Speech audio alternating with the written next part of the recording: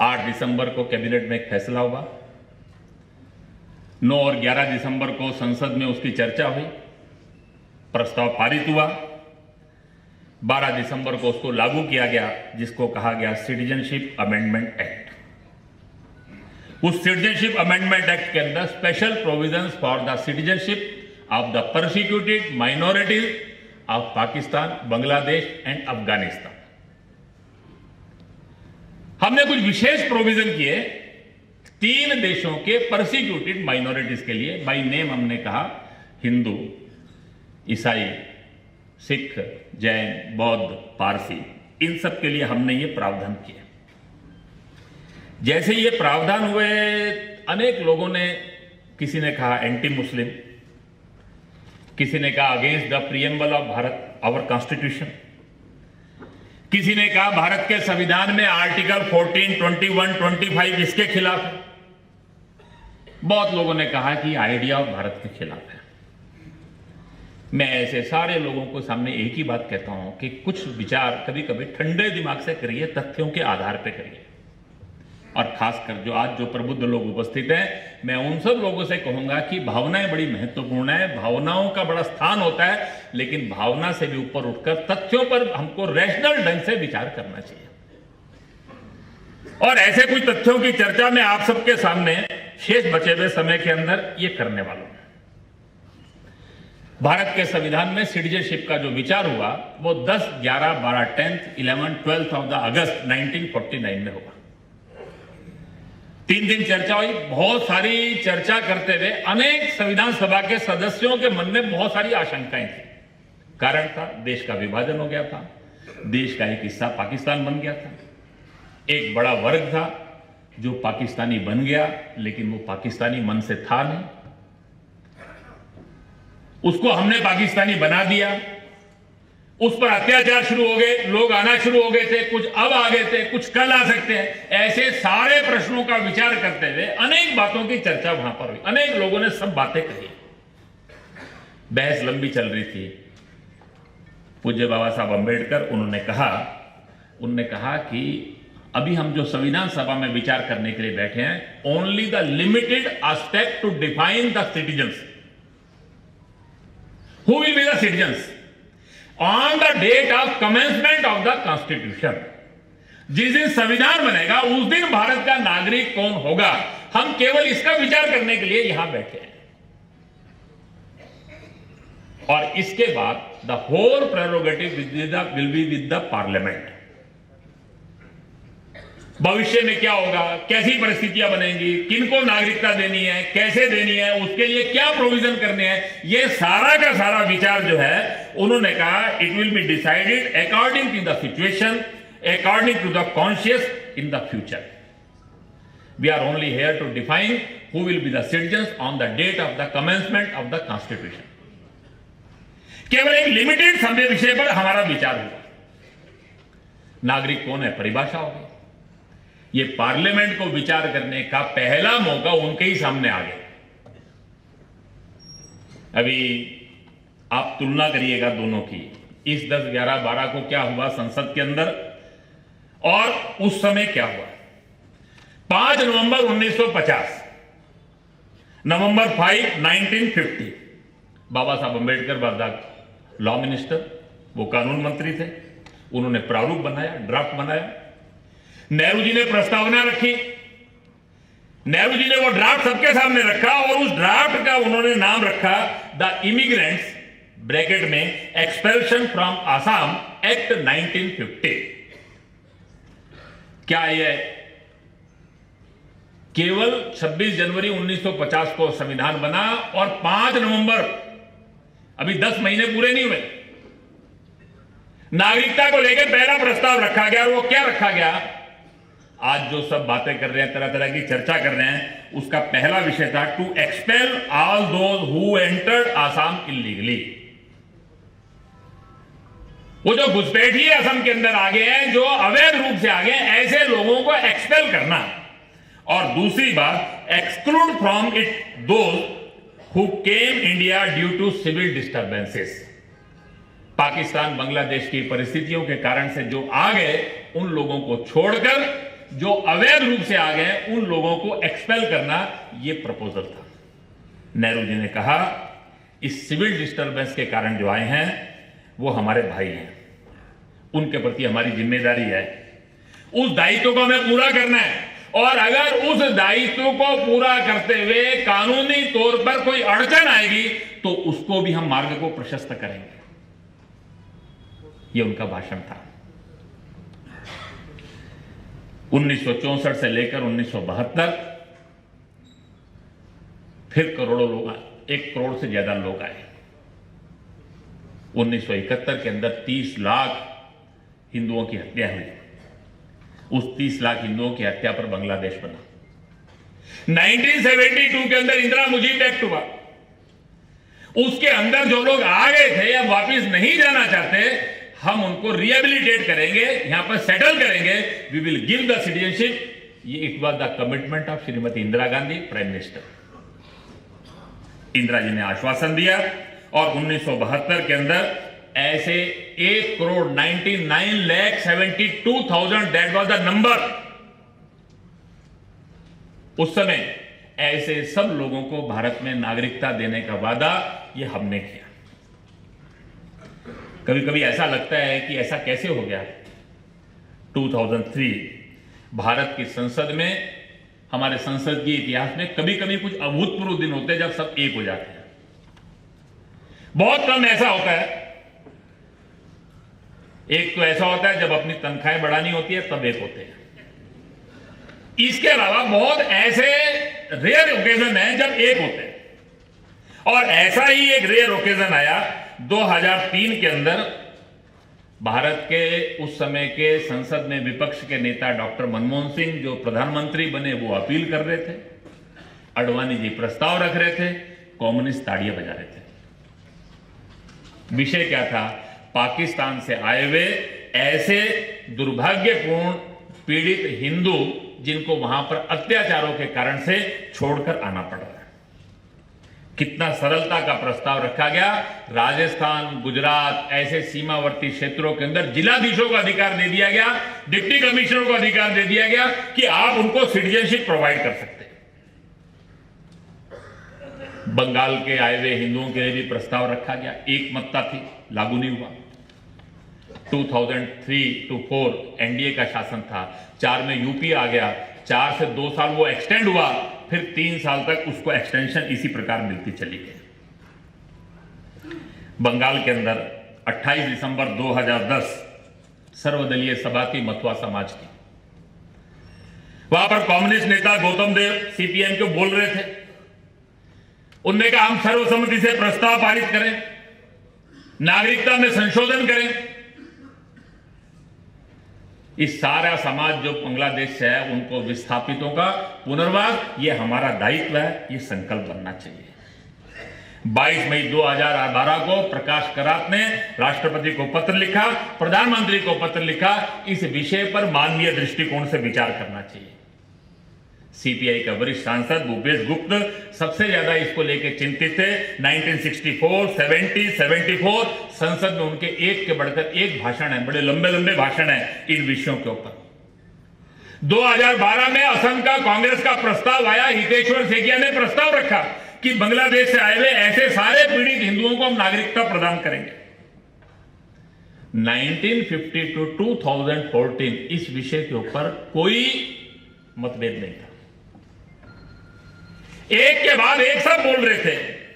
प्रश्न ये आता है ये 2014 के बाद क्या हुआ? वास्तव में ये प्रश्न जो है ये बड़ा महत्व का है, लेकिन 2014 से भी बात करने से पहले एक विषय जो मुझे लगता है जो बात करने का बहुत महत्वपूर्ण है, इस प्रश्न की गंभीरता को समझना चाहिए। इस प्रश्न के साथ किसी को राजनीति करने का अधिकार नहीं है। ये वोट बैंक पॉलिटिक्स, ये किसी के व्यक्तिगत स्वार्थ, उसका विषय नहीं है। 1947 के अंदर देश की आजादी के साथ इस देश के इतिहास में पहली बार एक घटना घटी, वो जो मैंने कहा था we the people of India, first time they were divided in 1947। देश का एक हिस्सा वो भारत नहीं रहा, वो पाकिस्तान बन गया। देश का एक बहुत बड़ा भूभाग अंग्रेजों के अंतर्गत था, एक बड़ा भूभाग यह मुगलों के अंतर्गत था, लेकिन भारत एक था। देश आजाद हुआ, देश का एक हिस्सा पाकिस्तान बन गया। मजहब के आधार पर पाकिस्तान बना, लेकिन हमने ट्रांसफर ऑफ पॉपुलेशन की बात नहीं की। इंडिया इंडिपेंडेंस एक्ट के अंदर हमने कहा we are only dividing the dominion, वहां के रहने वाले माइनॉरिटीज को अधिकार दिए जाएंगे, इसका वादा किया गया। जिन्ना ने कहा, लियाकत अली के भाषण हुए, गांधी जी ने बार बार कहा मोहम्मद अली जिन्ना पर अविश्वास करने का कोई कारण नहीं है। देश का एक बड़ा वर्ग जो इन क्षेत्रों में रहता था, उसको समझ नहीं आ रहा था क्या करना है। पहले भी इस्लामिक शासन रहे थे, पहले भी और कट्टरपंथियों के शासन रहे थे, वो दिन भी निकल गए। सबके मन में कल्पना नहीं थी कि क्या होगा, लेकिन एक 2-3 वर्षों के अंदर ही वहां एक जबरदस्त संघर्ष प्रारंभ हो गया। 15 अगस्त 1947 को एक नया देश जन्मा जिसका नाम था पाकिस्तान। वहां का रहने वाला पाकिस्तानी हो गया। एक बड़ा वर्ग रात को भारत में सोया, सुबह पाकिस्तान में उठा। वो पाकिस्तानी था क्या? वो मन से कभी पाकिस्तानी बना था क्या? वो भारत का था, भारत का है, भारत का रहेगा। वो कभी पाकिस्तानी नहीं बना, बाई चॉइस वहां नहीं रहा, उसको समझ नहीं आया करना क्या है। आप कल्पना करिए कितना बड़ा मानवीयता का प्रश्न है। हम देश आजाद हुआ, आजादी के बाद हमारी तरक्की के मार्ग शुरू हो गए। आज 4 पीढ़ियां हो गई। इस 4 पीढ़ियों के अंदर हमने इस आजादी का कितना आनंद लिया है, कितना सुख भोगा है। वो कल्पना करिए, वो लोग, देश आजाद हुआ और उनकी गुलामी की एक नई यात्रा शुरू हो गई। उनकी संपत्तियों पर हमले शुरू हो गए, उनके माताओं बहनों के अपमान की घटनाएं प्रारंभ हो गई, उनके धार्मिक अधिकार ये समाप्त हो गए। अपने धर्म के आधार के ऊपर, आस्था के आधार पर जीवन जीना उनके लिए कठिन हो गया। पिछले 4 पीढ़ी से उन लोगों की यात्रा शुरू हो गई। लियाकत नेहरू पैक्ट हुआ, डॉक्टर श्यामा प्रसाद मुखर्जी ने विरोध किया। उन्होंने कहा एक खाली आश्वासन है, इसमें कुछ नहीं है। आप जनसंख्या की अदला बदली की बात कीजिए, अदला बदली नहीं कर रहे तो जितनी जनसंख्या आ रही है उतना भूभाग मांगिए। जो लोग यहां आ गए उनकी संपत्ति का मूल्य मांगिए, जो रह जाएंगे उनके लिए संवैधानिक गारंटी मांगिए। इसके अंदर कुछ नहीं है, वास्तव में कुछ नहीं था। 6 महीने बाद योगेंद्र नाथ मंडल, जो पाकिस्तान के पहले लॉ मिनिस्टर थे, ये सब बातें करते वापस आ गए। वो लियाकत नेहरू पैक्ट, डॉक्टर श्यामा प्रसाद मुखर्जी, केसी नियोगी, 2 मंत्रिमंडल के सदस्यों ने इस्तीफा दे दिया। थोड़े समय बाद इसी विषय पर वित्त मंत्री जॉन मथाई, उन्होंने इस्तीफा दे दिया। सरदार पटेल बहुत ज्यादा नाराज थे कि आप ऐसा समझौता क्यों कर रहे हैं जिसमें केवल आश्वासनों के अलावा कुछ नहीं है। हमने आश्वासन दिए, उन्होंने आश्वासन दिए। 51 में लियाकत अली खां की हत्या हो गई। पाकिस्तान कैसा बना? ख्वाजा नवाजुद्दीन, उस समय निजाम, ख्वाजा नाजिमुद्दीन जो उसके बाद प्रधानमंत्री बने, जो इसी बंगाल के रहने वाले थे, उनका एक वाक्य मैं बताता हूं, उसमें से हमको उस मानसिकता का समझ में आएगा। उन्होंने एक पुस्तक है रिलीजियस एक्सक्लूजन इन पाकिस्तान, उस रिलीजन एक्सक्लूजन इन पाकिस्तान के लेखक को उन्होंने कहा, I do not agree that religion is a private affair, nor do I agree that in an Islamic state every citizen has identical rights no matter what is caste, creed और faith be. अर्थात हर धर्म, हर जाति, इन सब लोगों को Islamic state में बराबरी के अधिकार नहीं हो सकते। 1956 में पाकिस्तान इस्लामिक राष्ट्र बन गया। जिस बांग्लादेश का जन्म 30 लाख हिंदुओं के बलिदान पर हुआ 1980 में, वो भी इस्लामिक राष्ट्र बन गया। अफगानिस्तान तो इस्लामिक राष्ट्र बन ही गया। वास्तव के अंदर एक बड़ा प्रश्न आकर खड़ा हो गया। जिस दिन देश आजाद हुआ, उसी दिन उस क्षेत्र के रहने वाले हिंदुओं का उत्पीड़न, उनके दुर्भाग्य का दिन शुरू हो गया। डॉक्टर श्यामा प्रसाद मुखर्जी पूछा करते थे, ये 5000 साल पुरानी हिंदू संस्कृति, क्या उस क्षेत्र में रहने वाले हिंदू का योगदान कम है क्या? जिस देश की आजादी की लड़ाई हमने लड़ी, 1000 साल हमको लड़ते हो गए, उसमें क्या उस क्षेत्र के लोगों ने बलिदान कम किए क्या? उनका भी उतना योगदान है, उनके भी उतने ही बलिदान है।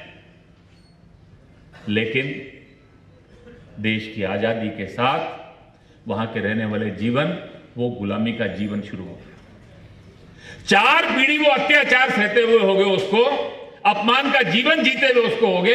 उसके मन में आता है, मेरे दादा के साथ हुआ, मेरे पिता के साथ हुआ, मेरे साथ हो रहा है, कल मेरे बच्चों के साथ ये नहीं होना चाहिए। मेरे मन में भी सम्मान के साथ जीने की इच्छा होती है। अपने बच्चों के लिए क्या क्या व्यक्ति नहीं करता, उस भाव को लेकर अगर कोई भारत में आता है तो क्या हम उसको स्वीकार नहीं करेंगे? It is a constitutional and moral responsibility of Bharat. यह हमारा नैतिक और संवैधानिक दायित्व, हमको एहसान नहीं कर रहे। उस मजहब के आधार पर पाकिस्तान नहीं बनता तो यह प्रश्न खड़ा होने वाला नहीं था। यह प्रश्न खड़ा क्यों हुआ? First time in our history people of India were divided into 2। एक राष्ट्र जिसने अपने आप को कहा मैं भारत नहीं हूं, नहीं तो ये सारा देश हमारे यहां पर हम संकल्प लेते हैं, जल हाथ में लेते हैं, हम क्या बोलते हैं, हम जम्बू द्वीप है, भारतवर्ष है, बंगाल खंड है, पूरा जम्बू द्वीप है, भारतवर्ष की बात करते हैं। लेकिन एक भारतवर्ष नहीं रहा। वहां पे रहने वाले लोगों ने अपनी आइडेंटिटी को बदल दिया। उस सारे को ध्यान में रखते हुए आज जो स्थिति बनी है कि क्या हम उनके बारे में विचार नहीं करेंगे क्या? जो इस समय का वातावरण बना है, उस वातावरण के अंदर कुछ प्रश्न है, जरा खरे खरे प्रश्नों के खरे खरे उत्तर भी देने चाहिए, और उत्तर देते हुए उत्तर नहीं चाहिए, प्रश्न पूछने की जरूरत। 2 दिन पहले इंडियन एक्सप्रेस के अंदर एक आर्टिकल आया है, पिछले संडे को, पी चिदम्बरम साहब का। बड़े वकील हैं, वकील मंच पे बैठे हैं, बुरा मत मानिएगा, मैं माफी मांग कर कहता हूं, वकील का काम सच बोलना नहीं होता। वो तो वकालत करता है और वो उसको अपने मुद्दे की वकालत करनी होती है।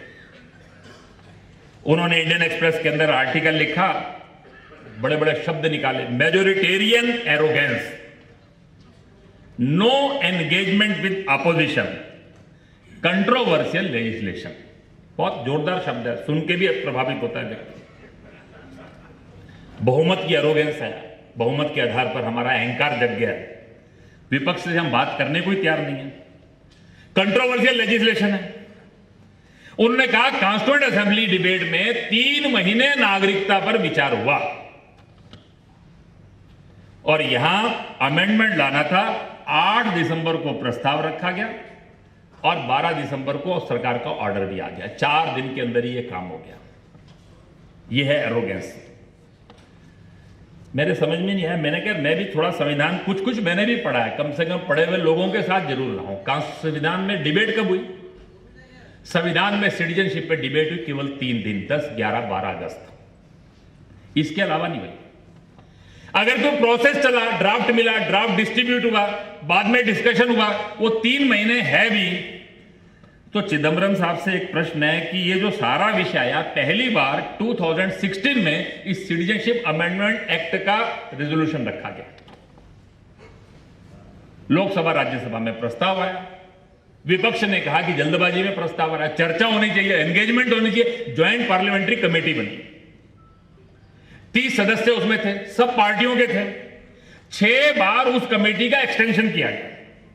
14 दिन उसकी ऑफिशियल सीटिंग हुई, 11 दिन उसके फील्ड विजिट हुए, 9000 मेमोरेंडम उसको मिले।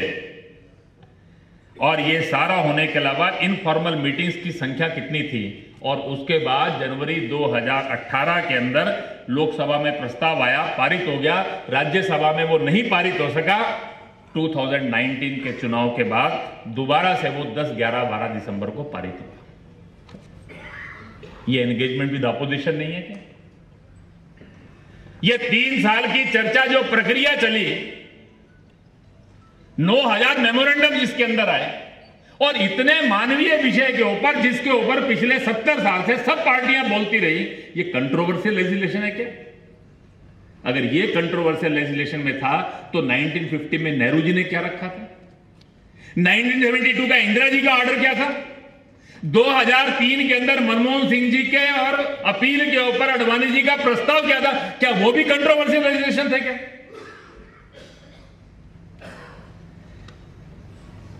एरोगेंस की बात करते हैं।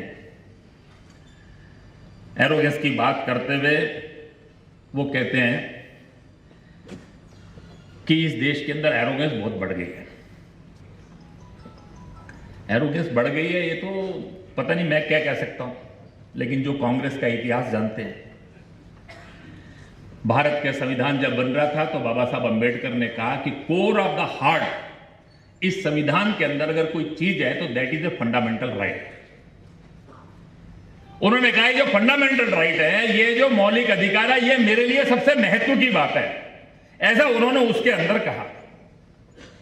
नेहरू जी देश के प्रधानमंत्री थे, अपनी आलोचना वो सुन नहीं सकते थे क्योंकि because he was above nation. 1950 में ही बाबा साहब के जीवित होते हुए ही उसी समय के अंदर एक पत्रिका थी मद्रास के अंदर, उसका नाम था क्रॉस रोड्स। उस क्रॉस रोड पत्रिका में रोमेश थापर करके कम्युनिस्ट नेता थे, उसके संपादक थे। उन्होंने नेहरू जी की बड़ी आलोचना की। नेहरू जी नाराज हो गए, राज्य सरकार ने केस किया, गिरफ्तार कर लिया। हाई कोर्ट ने उनको कहा कि फंडामेंटल राइट है एक्सप्रेशन का, ये सब चीजों का।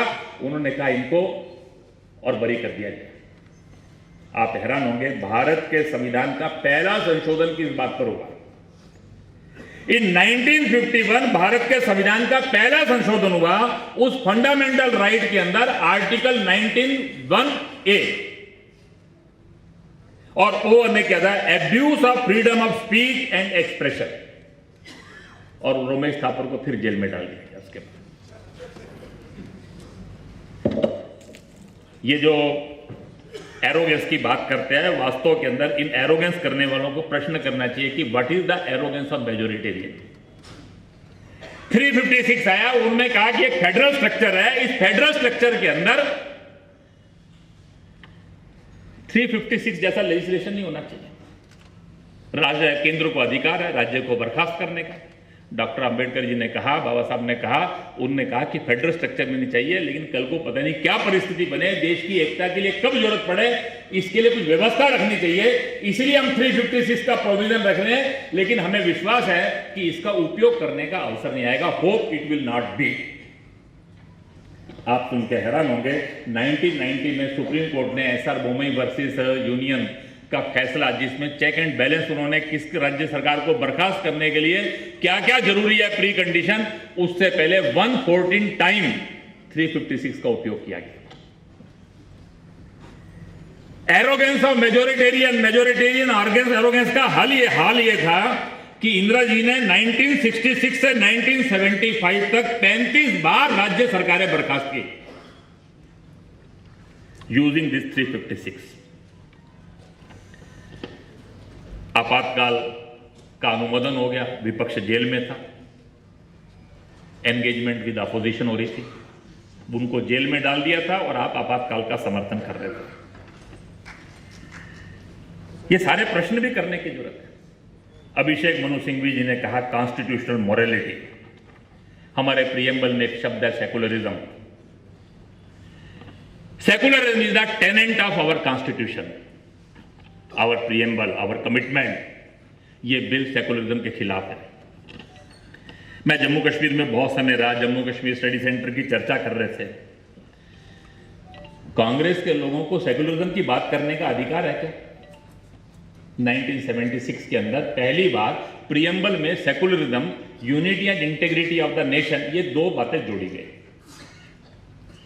विपक्ष जेल में था, आपने 42nd अमेंडमेंट लाया, ये जोड़ दिया, लेकिन जम्मू कश्मीर में यह लागू नहीं हुआ। जम्मू कश्मीर के लिए वहां की सरकार की सहमति चाहिए। सरकार केंद्र ऑर्डर कर सकती थी, कांग्रेस की सरकार थी, हिम्मत नहीं हुई सेकुलरिज्म लागू करने की। 2002 से 2014 तक दोबारा कांग्रेस की गठबंधन की सरकार रही वहां पर। 2005 से 8 तक तथाकथित सेकुलर नेता गुलाम नबी आजाद मुख्यमंत्री रहे। अनेक बार वहां के लोगों ने सेकुलरिज्म का प्रस्ताव रखा कि जम्मू कश्मीर के प्रियम्बल में भी सेकुलरिज्म जोड़िए, भारत के संविधान का जो सेकुलरिज्म है इसको जम्मू कश्मीर में भी एक्सटेंड कीजिए। माइनॉरिटी कमीशन बन गया, इस माइनॉरिटी कमीशन का ज्यूरिसडिक्शन जम्मू कश्मीर में कीजिए, जम्मू कश्मीर की माइनॉरिटीज को माइनॉरिटीज का हक दीजिए। लेकिन वो जम्मू कश्मीर के अंदर कभी लागू नहीं हुआ। उसका कारण क्या है? Secularism is against the tenets of Islam.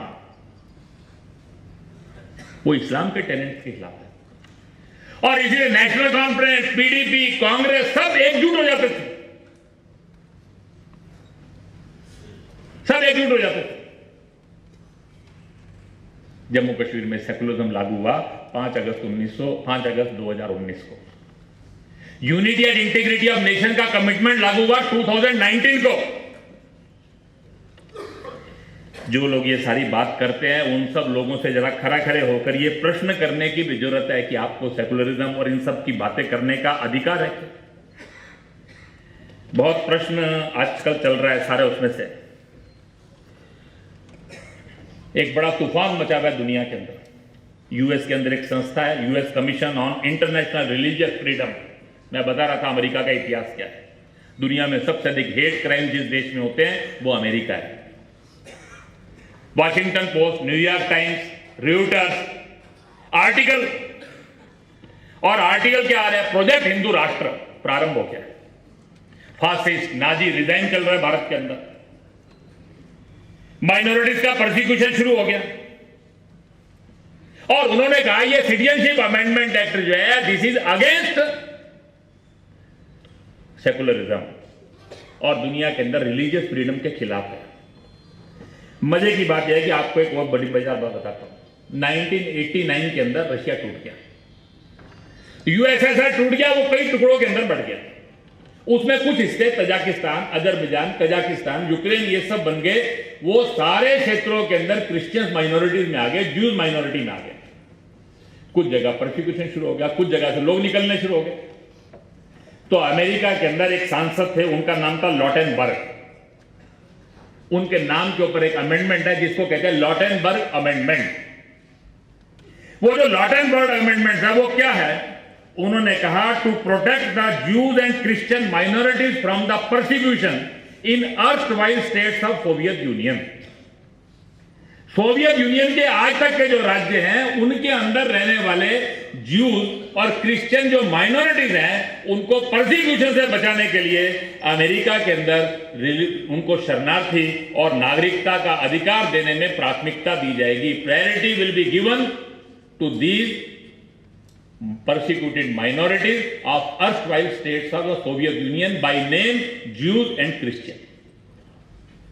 ये 1989 में अमेंडमेंट आया, ये आज तक लगातार चल रहा है। 2006 के अंदर ईरान में भी ऐसे अत्याचार शुरू हो गए, वहां से भी क्रिश्चियन, जूस, बहाई इन सब का प्रोसिक्यूशन होना शुरू हो गया, वो वहां से विस्थापित होना शुरू हो गए। एक नया अमेंडमेंट आया, उसको कहते हैं स्पेक्टर अमेंडमेंट। अभी इसको बोलते हैं लॉटेनबर्ग स्पेक्टर अमेंडमेंट। और वो लॉटेनबर्ग स्पेक्टर अमेंडमेंट जो है 2018 में ट्रंप साहब आ गए, 17 में इनको बड़ी चिंता हो गई, ये तो पता नहीं रहने दे, तो एंटी रिफ्यूजीज है, शरणार्थी खिलाफ है। एक बहुत बड़ा अभियान चला वहां के अखबारों में। ये जो US commission on international religious freedom है, उन्होंने एक अभियान चलाया और बाद में संतुष्टि व्यक्त की कि हमारे प्रयासों के कारण से लॉटेनबर्ग और स्पेक्टर अमेंडमेंट लागू है। ज्यूज, क्रिश्चियंस, बहाई इन सब के लिए America, erstwhile states of Soviet union, Iran के लिए वो अमेंडमेंट ला सकता है। भारत, पाकिस्तान, बांग्लादेश, अफगानिस्तान की परसिक्यूटेड माइनॉरिटीज के लिए नहीं। क्या वो जहन्नुम में जाएंगे? Whether they will go in the hell? इन सारे जो तथाकथित मानव अधिकार, रिलीजियस फ्रीडम की बात करने वाले लोगों से एक एक को पकड़कर प्रश्न करने की जरूरत है। ये दुनिया के दोहरे मापदंड चलाने वाले लोग, हर एक के बारे में बात की जा सकती है। गुलाम नबी आज़ाद जी के बारे में बात की जा सकती है। गुलाम नबी आज़ाद जी ने कहा, देश के अंदर सेकुलरिज्म खतरे के अंदर पड़ गया है। जो लोग उनके क्षेत्र को जानते हैं वो कल्पना कर सकते हैं कि वहां की स्थिति क्या है। और कांग्रेस ने 1946 का चुनाव लड़ा देश को एक रखने के नाम पर। वो देश को एक रखने के नाम पर चुनाव लड़ा, सारा देश उनके साथ खड़ा था। 1947 के अंदर सत्ता प्राप्ति की जल्दी के अंदर 3 जून 1947 को समाज के साथ विश्वासघात किया। डॉक्टर राजेंद्र प्रसाद ने पुस्तक लिखी, इंडिया डिवाइडेड, विभाजन के नुकसान क्या हैं। नेहरू जी ने कहा, क्या मूर्खतापूर्ण बात करते हो। शब्द बोला, बेतुकी बकवास। केवल बकवास नहीं है, जिसकी तुक भी नहीं है कोई। आज मुसलमानों के लिए पाकिस्तान होगा, कल नाइयों के लिए नाइस्तान होगा, अछूतों के लिए अछूतस्तान होगा, भारत का रहेगा। देश के नेताओं ने कहा लाश के ऊपर विभाजन होगा, लेकिन ये सारे लोगों ने 3 जून 1947 को विभाजन के प्रस्ताव पर हस्ताक्षर कर दिए। हमको कहते हैं देश का बांटने वाला। ये देश को बांटने वाले की बात करने वाले लोगों ने देश के बांटने के प्रस्ताव पर हस्ताक्षर किया। यह भी नहीं सोचा कि वहां रहने वाले लोगों का क्या होगा। उसके लिए कुछ ठंडे दिमाग से विचार कर लो। उनको लगता था देश का वातावरण बन जाएगा, ऐसा बदल जाएगा, शायद ये विभाजन हो नहीं पाएगा। अंग्रेजों ने तो 1 साल का समय दिया था इस विभाजन की प्रक्रिया को लागू करने के लिए। उन्होंने 15 अगस्त 1947 को ही देश आजाद कर लिया। सरहदी गांधी ने कहा, नॉर्थ वेस्ट फ्रंटियर प्रोविंस के लोगों के साथ एक विश्वासघात है। It is a great betrayal. एक धोखाधड़ी हमारे साथ। देश का विभाजन हुआ, 10 लाख लोग मारे गए, 2.5 करोड़ लोग विस्थापित हो गए। जिनके लिए सिटीजनशिप अमेंडमेंट एक्ट की बात चल रही है, ये 1.5-2 करोड़ लोग जो उसके बाद आए, ये भी उसी का परिणाम है। वास्तव के अंदर विचार करने की आवश्यकता है आज के सारे समय के अंदर। देश के अंदर ये जो सब वातावरण बनाया जा रहा है, ये वातावरण बनाने वाले लोगों को थोड़ा संभल कर समझने की भी जरूरत है। इसके पीछे की शक्तियों की भी देखने की जरूरत है। प्रोटेस्ट का अधिकार है, अपनी बात रखने का अधिकार है, उसकी कोई सीमा है कि नहीं? षड्यंत्रों को समझना पड़ेगा। उनने कहा छात्र सड़कों पर है, यूनिवर्सिटियां सड़कों पर है। कौन सी यूनिवर्सिटियां, कौन से छात्र? पिछले 6 वर्षों से वही गिनती के संगठन, popular front of India, I saw, Ambedkar student association, जहां अंबेडकर के अनुयायी नहीं है, नाम पर सामने 1-2 लोग रहते हैं, पीछे पीएफआई है। पेरियर के नाम के संगठन जो पेरियर की बात को मानते नहीं है, वो भी 2 चेहरे के सामने बैनर रहते हैं, पीछे चलाने वाला आईसा। इस देश के अंदर ये जो कट्टरपंथी, इस देश को टुकड़े टुकड़े करने का सपने देखने वाली शक्तियां, वास्तव में ये उनके सर्वाइवल की लड़ाई चल रही है। एक नेता ने कहा बड़ा कठिन समय आ गया है। कठिन तो समय आ ही गया है। एक बार 50 में सिमट गए, दूसरी बार 50 तक भी नहीं पहुंचे। पिछले 6 वर्षों से कभी लिंचिंग, कभी इंटॉलरेंस, कभी भीमा कोरेगांव, कभी एट्रोसिटी एक्ट के नाम के ऊपर, कभी रोहित वेमुला जैसी दुर्भाग्यपूर्ण मृत्यु जो होती है उसका लाभ उठाने की कोशिश करने वाले ये स्वार्थी लोग, ये वोट बैंक की पॉलिटिक्स करने वाले लोग, उनके साथ खड़े हुए राजनीतिक दल, वो लगातार विफल हुए हैं, इस बार भी विफल होंगे। क्योंकि ये देश आत्मविस्मृति से बाहर आ रहा है। अब ये देश आत्मविस्मृति से बाहर आकर आत्म साक्षात्कार को प्राप्त करके, ये citizenship amendment act, this is a constitutional and moral responsibility. Bharat की राष्ट्रीयता, 1 नेशन, 1 पीपल, 1 संस्कृति। किसी ने कहा वो पाकिस्तान बांग्लादेश से मुसलमान, मैंने कहा कुछ परसिक्यूट होकर आएंगे, कुछ अत्याचार होकर आएंगे, उनके लिए हमारे यहां सिटीजनशिप के प्रोविजंस हैं। उस पर प्रायोरिटी से सोचने की जरूरत नहीं है। और अगर सबके लिए फ्री करना चाहते हो तो फिर विभाजन समाप्त कर दो।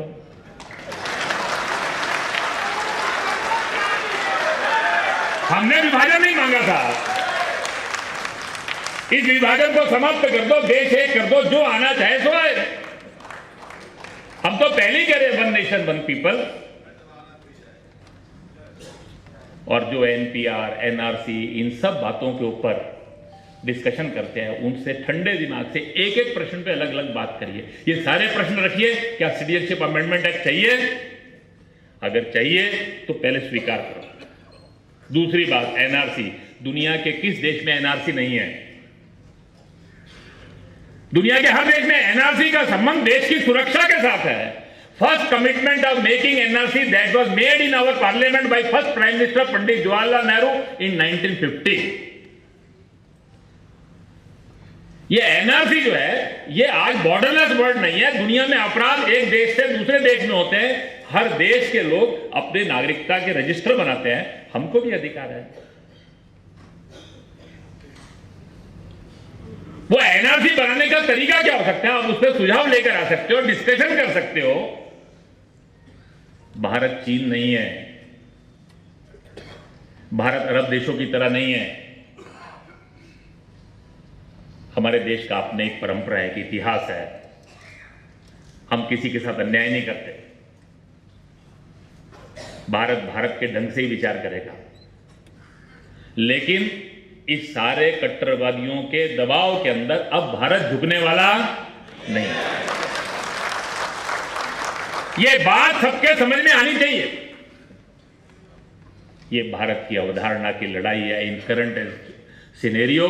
ट्रांसफॉर्मिंग भारत, ये ट्रांसफॉर्मिंग भारत ये सारी दुनिया को बता रहा है one nation one people one संस्कृति। हम सबको बता देना चाहते हैं, only language, only region, only religion that can not be the only identity of any people of the nation. सब मत पंथ भाषाओं को विकसित होना है, समान रूप से होना है।